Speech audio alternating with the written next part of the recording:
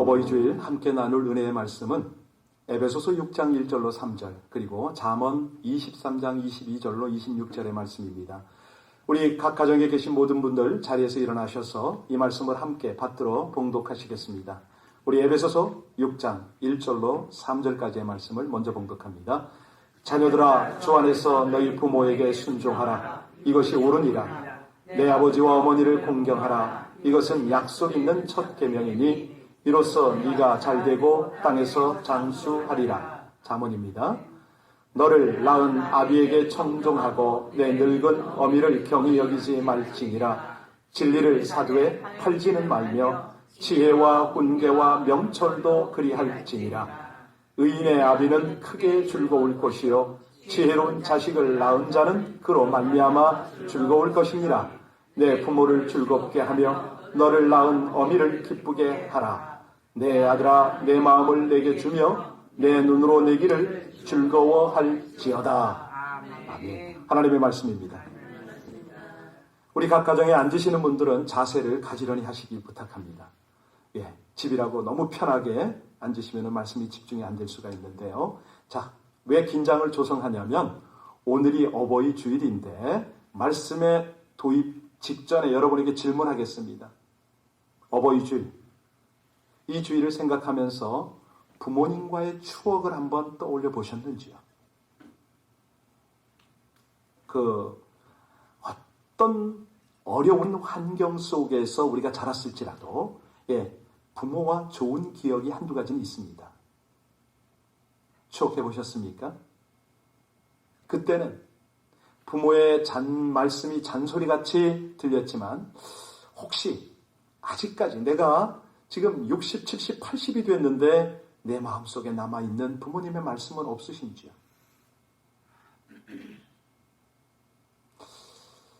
아니 그때는 차마 못했는데 내가 지금 다시 어린 시절로 청년의 시절로 돌아간다면 그 부모님에게 이런 말은 한마디 해드리고 싶은데 없습니까? 질문이 좀 빠른가요? 혹시라도 하실 말씀 있으면은 이 시간에 낮은 소리로 아주 다정다감하게 우리 한마디 해볼까요? 부모님 사랑합니다. 부모님 존경합니다. 돌아가셨으면 어떠세요? 한번 해보세요. 어떻게 하게요? 어머니 사랑합니다. 아버지 사랑합니다. 할렐루야. 우리가 진작 이랬으면 얼마나 좋았을까요? 2차 대전을 승리로 이끈 윈스턴 처칠이 그 세계적인 인물로 부상할 때 그때 이야기입니다. 영국의 한 신문사가 이 윈스턴 처칠의 그 유치원 시절부터 그 대학까지 처칠을 가리킨 모든 선생님들을 전수조사를 했습니다.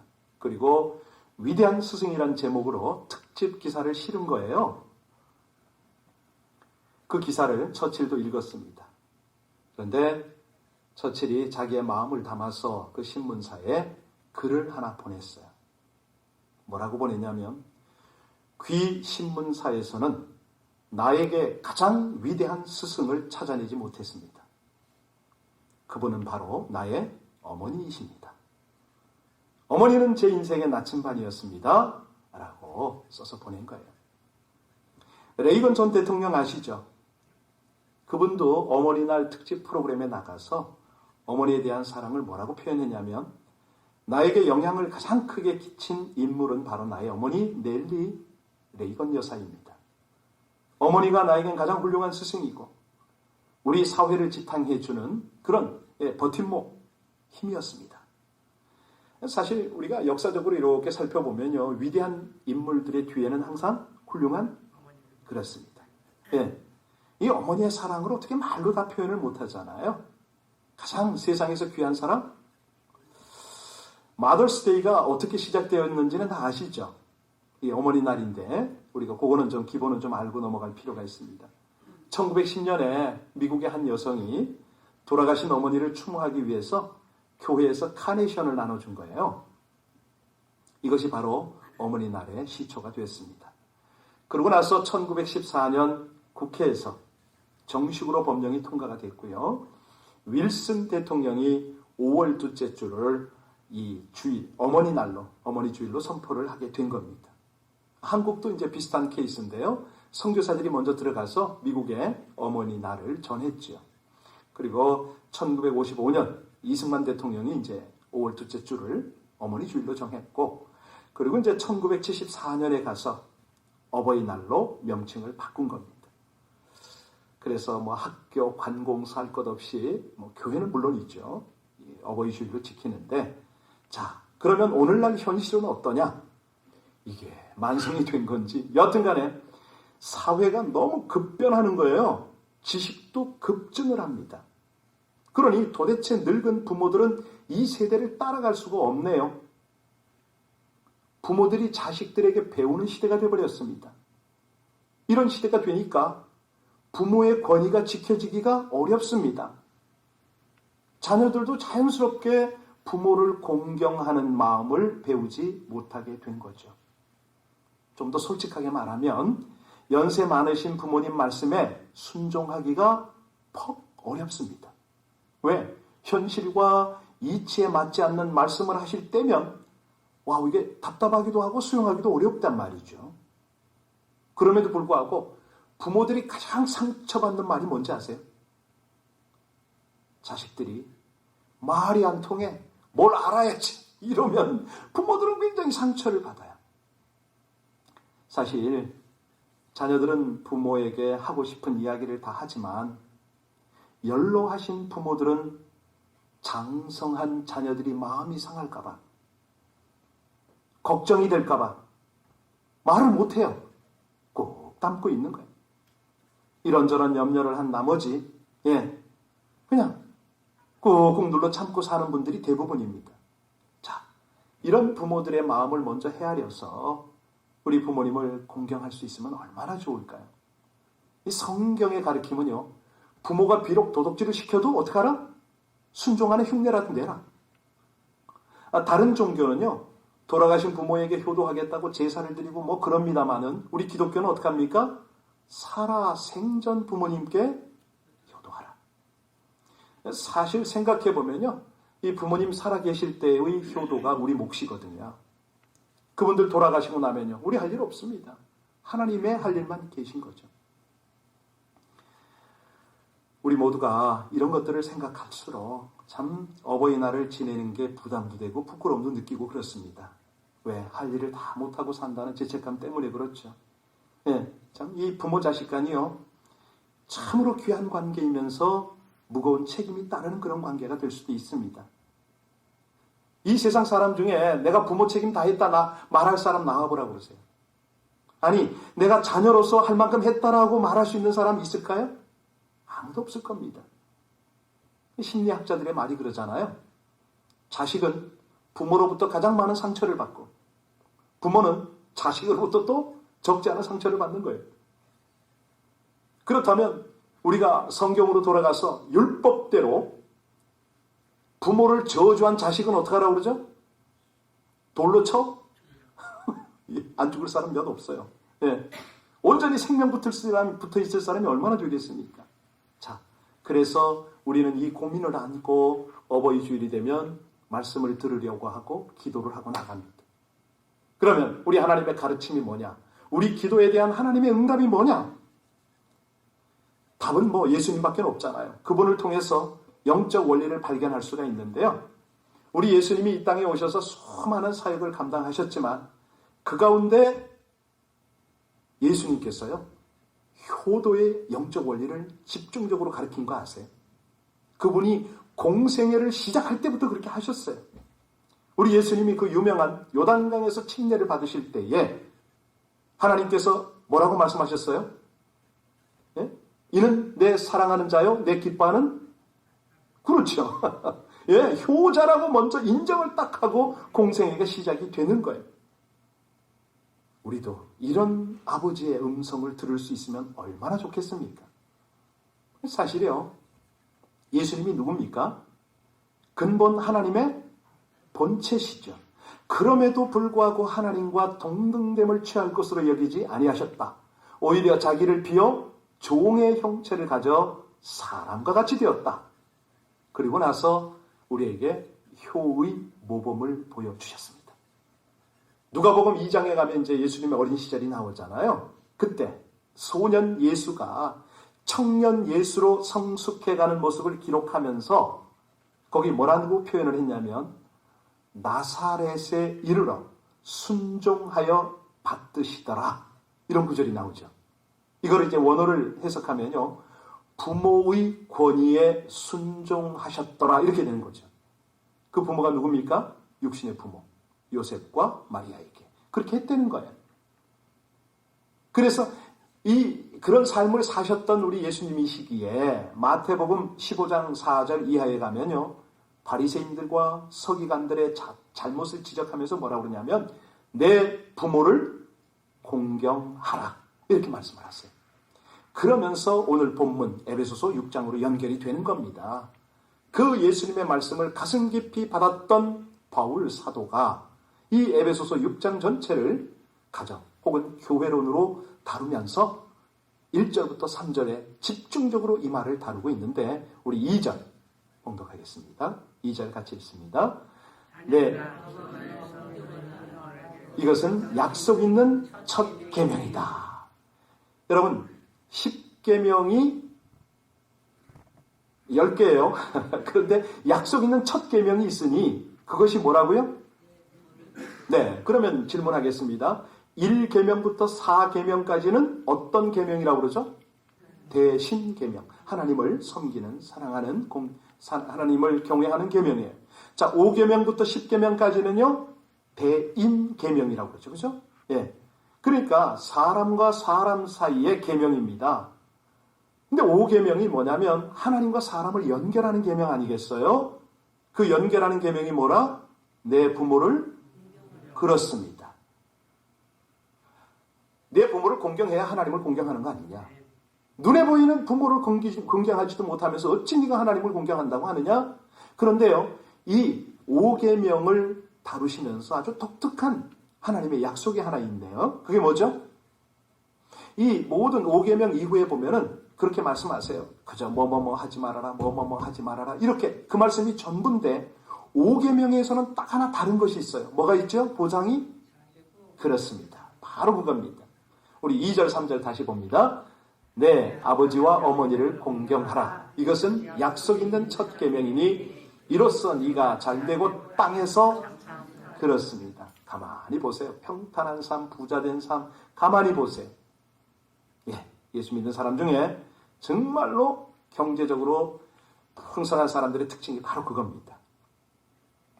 부모님을 공경하는 것이 바로 하나님의 뜻을 이루는 거예요. 그래서 부모님을 잘 공경하는 사람은 복을 받을 수밖에 없다. 예. 성경에 보면 그런 장면이 얼마나 많이 나옵니까? 우리 요셉 같은 경우도 그렇지만 오늘은 이삭 얘기를 좀 한번 해야겠네요. 아브라함이 아들 이삭을 번제로 드리기 위해서 모리아 산상에 올라갔잖아요. 이삭이 아버지에게 뭐라 물었죠? 아버지, 불과 나무는 여기 있는데 번제할 어린 양은 어디 있습니까? 그때 이삭의 나이가 얼마나 됐다? 예, 등치 큰 소년이에요. 아버지 아브라함은요? 100살이 넘었잖아요. 자, 힘이 비교가 되질 않지요. 아니, 힘은 둘째치고 아들 그 눈에 넣어도 아프지 않는 아들의 말에 그 질문에 아브라함의 마음이 어땠을까요? 억장이 무너졌겠죠. 왜? 아들을 결박을 해야 되잖아. 제물로 바쳐야 되잖아요. 아들아, 내가 너를 사랑하는 것은 알지? 그런데 말이야, 네가 바로 번제로 바쳐져야 할 제물이야. 이 마음이 아브라함 속에 있었을 거 아니에요. 아니, 늙은 할아버지가 쌩쌩한 젊은이를 묶어요, 지금. 번제로 바치려고. 아들의 마음이 어땠을까요? 그 제단 위에 올라가는 게 쉬웠을까요? 성경 어디를 봐도요. 중요한 것은 뭐냐면 이 청년 이삭이 반항했더라는 흔적이 없어요. 그렇잖아요. 하나님께서 나를 바치라고 하셨군요 하고 오히려 깨끗하게 순종을 했어요. 여러분, 죽음 앞에서 이럴 아들이 있을까요? 쉬울까요? 돈 한 푼만 적게 줘도 난리를 치는 이 세상인데 하나님께서 그 장면을 보시고 뭐라고 그러셨죠? 아브라함아, 네 아들 이삭에게 손을 대지 말라. 내가 이제야 하나님을 경외하는 줄을 알았노라. 여러분, 이 모리아 산의 사건은요, 우리가 해석을 잘해야 돼요. 효의 극치를 보고 있는 겁니다. 깨달아지십니까? 잘 모르시겠어요? 아브라함은 하나님 아버지 말씀에 순종한 거 아니에요. 효도한 거죠. 이삭은요, 자기 아버지 말씀에 순종한 효자가 됐어요. 모리아 산은 어떤 산이다? 효자가 효자를 만나는 산이다. 아멘입니까? 아멘. 할렐루야. 완전하게 깨달으셔야 됩니다.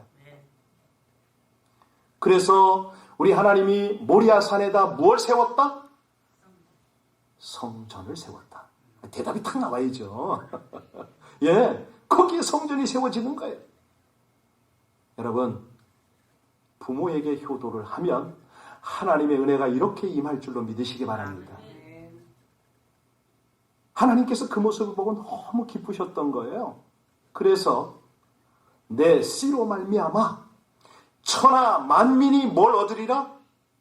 복을 얻으리라. 축복을 해주신 거예요.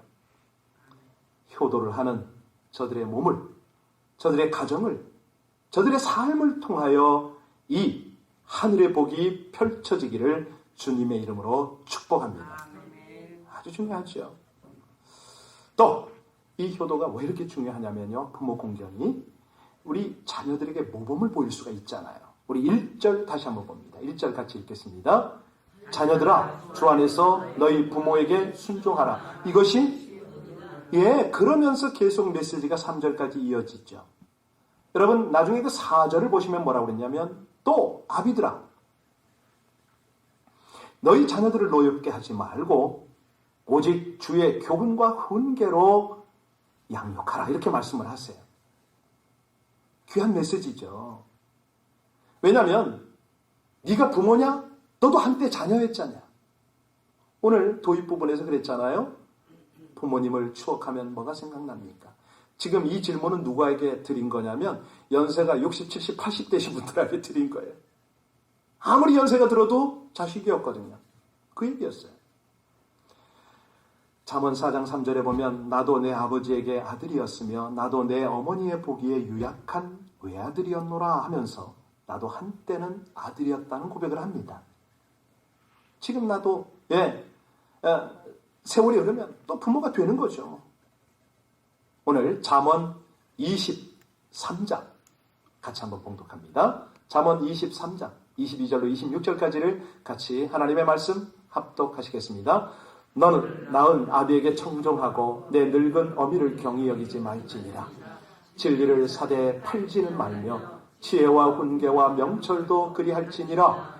의인의 아비는 크게 즐거울 것이요 지혜로운 자식을 낳은 자는 그로 말미암아 즐거울 것이니라. 내 부모를 즐겁게 하며 너를 낳은 어미를 기쁘게 하라. 내 아들아, 내 마음을 내게 주며 내 눈으로 내 길을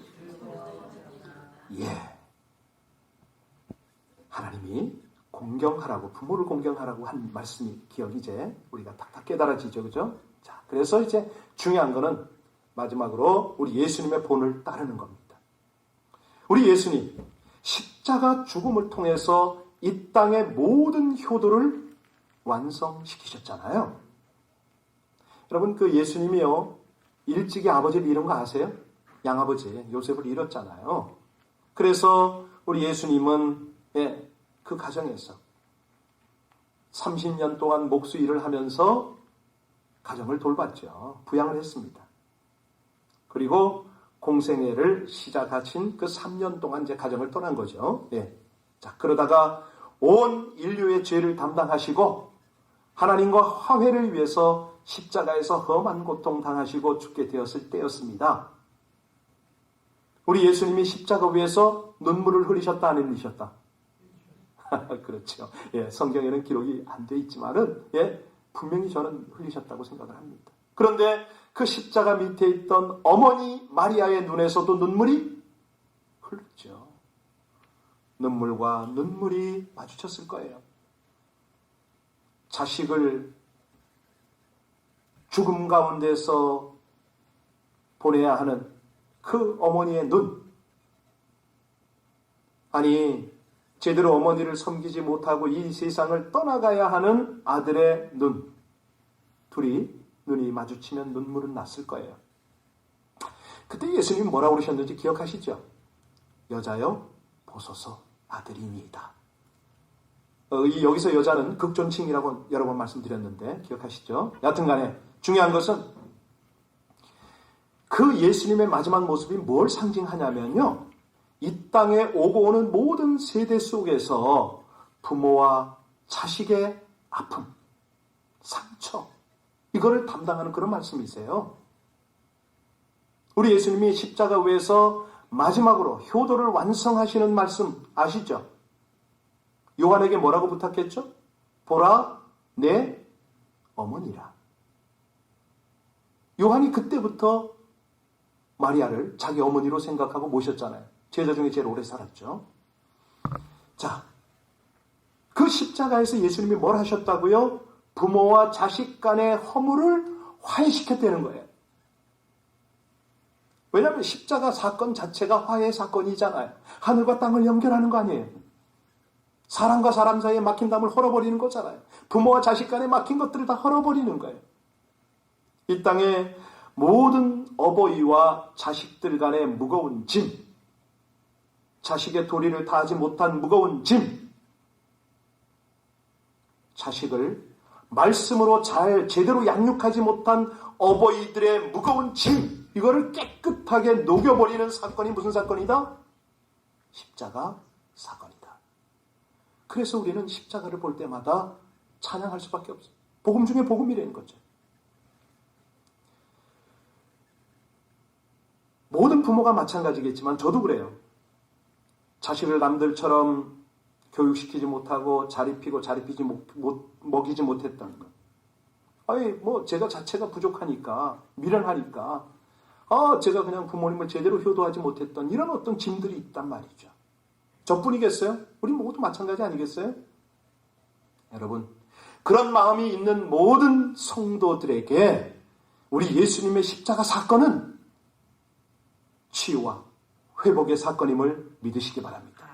우리 주님께 맡길 수가 있는 거죠. 아니, 그리고 나서 우리 주님으로부터 효도할 수 있는 능력을, 회복할 수 있는 능력을 부여받는 거 아니겠어요? 오늘 제가 고민을 많이 했어요. 우리 브라이언 전도사님한테 중고등부 예배를 드리면서 질문을 좀 하라고 할까 말까 하고, 만약에 여러분 자녀들이 여러분에게 이제 물었어요. 엄마, 아빠, 나는 엄마 아빠에게 어떤 존재야? 라고 물으면 여러분은 뭐라고 대답할 것 같아요? 내 분신이야. 나에겐 가장 귀한 존재야. 아니, 세상의 전부라고 하지, 내 목숨 아닐까? 이렇게 대답하지 않겠어요? 대부분? 엄마, 아빠는 나를 낳고 인생이 어떻게 됐어요? 라고 묻는다면, 저 같은 경우는 많이 변했어요. 자식들 때문에 선교지에서 미국 오고 이런 여러 가지들 터닝 포인트가 있었어요. 여러분들은 어떠신가요? 비슷하지 않나요? 부모는 그런 거예요. 자식이 또 물을 거 아닙니까? 엄마, 아빠, 다시 태어나도 내 부모가 되어줄 거예요? 라고 물으면, 자, 솔직히 대답하세요. 뭐라고 대답하시겠어요? 그래, 그때는 내가 조금 더 잘할 수 있을 거야. 이런 대답하지 않을까요? 아니야, 내가 왜 니를 낳아? 이렇게 대답할 건가요? 여러분, 그렇습니다. 이게 가족이라는 게 그런 거예요. 하나님 마음 안에서, 하나님의 말씀 안에서 깊이 들어가면 깊은, 하나님의 은혜가 흘러나오잖아요. 그래서 우리는 전부 할 수 없어요. 우리 부모님을 향해서 키워줘서 감사하다. 아니, 믿는 부모님이 계시고 새벽 제단을 쌓는 부모님이 계신 모든 자녀는 기도해 주셔서 감사해요 라는 고백을 해야 되겠죠. 얼마나 고맙습니까? 오원근 교수라고 계세요. 이분이 이제 효사랑을 실천하는 교수인데 이분이 부모 효를 실천하는 3단계를 가르치더라고요. 아주 그 세상적인 거지만은 참고할 필요가 있습니다. 1단계 효는 뭐냐면 부모님의 마음을 편안하게 해드리는 게 1단계입니다.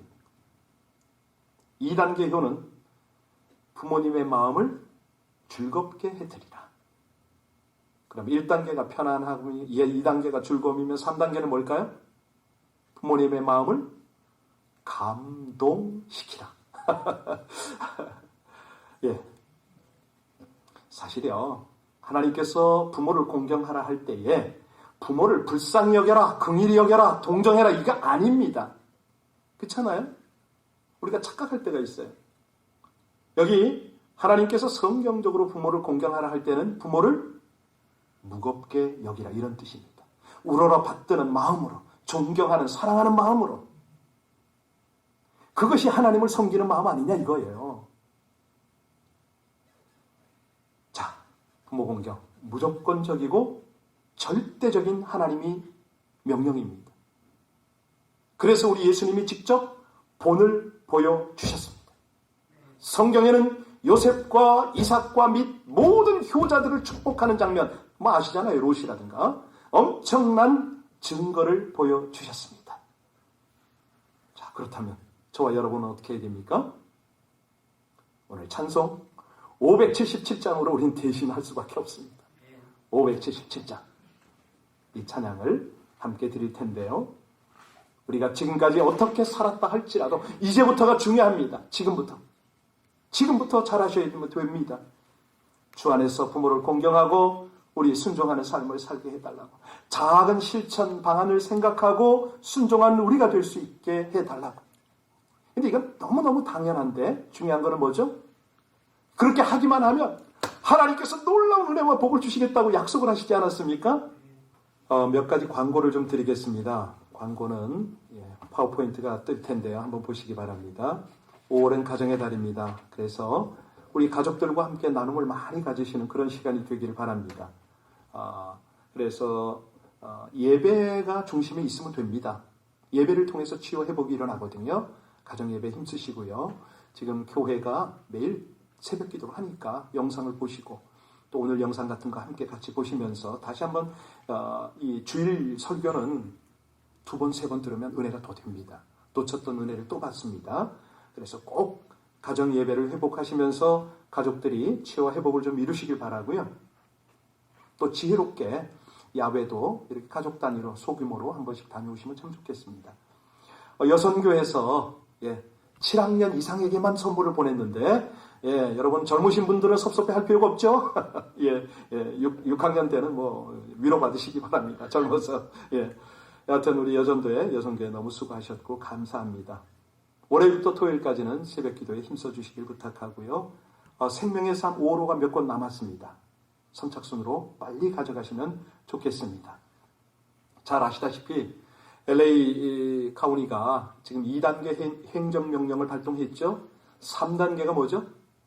교회가 예배를 드릴 수 있는 단계입니다. 바로 올 수 있기를 기도합시다. 그래서 지금 5월 내에는 이 모든 것들이 좀 순조롭게 다 됐으면 참 좋겠고요. 그걸 위해서 우리가 행동하는 기도를 좀 드렸으면 좋겠어요. 오늘 오후도 그렇고요. 목사는 항상 교회에 있습니다. 수요 예배도 좋고 금요 예배도 좋고 셀별로 오십시오. 그래서 셀별로 오면 뭐 몇 분에 안 되니까 제가 예배 인도하고 함께 기도회를 가집시다. 말씀도 나누고. 그래서 우리가 자꾸 처져 있으면 안 됩니다. 개별적으로 있기를 좋아하시면 안 됩니다. 하나님은 분명히 말씀하셨거든요. 모이기를? 그렇습니다. 2-3시 함께하는 그곳에 내가 너희와 함께한다고 분명히 말씀하셨고요. 특별히 5월 31일 주일은 성령 강림 주일입니다. 그래서 5월 29일 금요일은 금요 예배를 정상적으로 진행을 합니다. 미리미리 아시고요. 성령의 불을 좀 받으시겠으면 좋겠어요. 지금 이 위기 속에는 다른 어떤 방법도 없습니다. 성령의 능력 받아야 돼요. 말씀에 완전히 붙들려야 돼요. 지금이야말로 찬스입니다. 그래서 여러분들이요, 개별적으로 신앙생활을 하는 것도 목적을 분명히 두십시오. 말씀을 많이 통독을 하고 암송을 하고 말씀을 그냥 내 속에 다지겠다. 그리고 무엇보다도 혼자 기도해도 불을 받겠다. 이런 어떤 결단이 있기를 바라고요. 그게 조금 어려울 수도 있으니까 우리 교회에서 합시다. 소그룹으로도 괜찮고요. 예, 우리 전체도 괜찮고요. 이제 5월 달부터는 활성화가 되지 않겠습니까? 교회 오실 때는요, 몇 가지 당부합니다. 입구에 손 세정제가 2개, 3개가 배치가 돼 있어요. 잊어버리면 또 다음 과정에서 접촉하도록 해놨습니다. 채운 게 있거든요. 채운 게 세정제 한번 손 닦고 채운 게로 이 셀프로 자기 이마를 한 3cm 거리를 탁 찍으면은 온도가 나와요. 99도 미만은 괜찮습니다. 다 들어오시고요. 99도 그때는 자발적으로 조금 돌아가셔서 안식을 좀 취하는 게 참 좋겠습니다. 그렇게 하시고요. 나머지는 별 문제가 없습니다. 혹시라도 교회에 대해서 궁금한 사항이 있으면 늘 전화 주시기를 부탁하고요. 가끔 어떤 분들이 그렇게 말씀하세요. 교회 사람이 있냐고. 있습니다. 네, 항상 있습니다. 언제든지 여러분이 필요할 때는 항상 있습니다. 오셔서 개인적으로 기도하시고 또 상담이 필요하면 상담도 하시고 성경적 질문이 있으면 하시고 그러셨으면 좋겠습니다.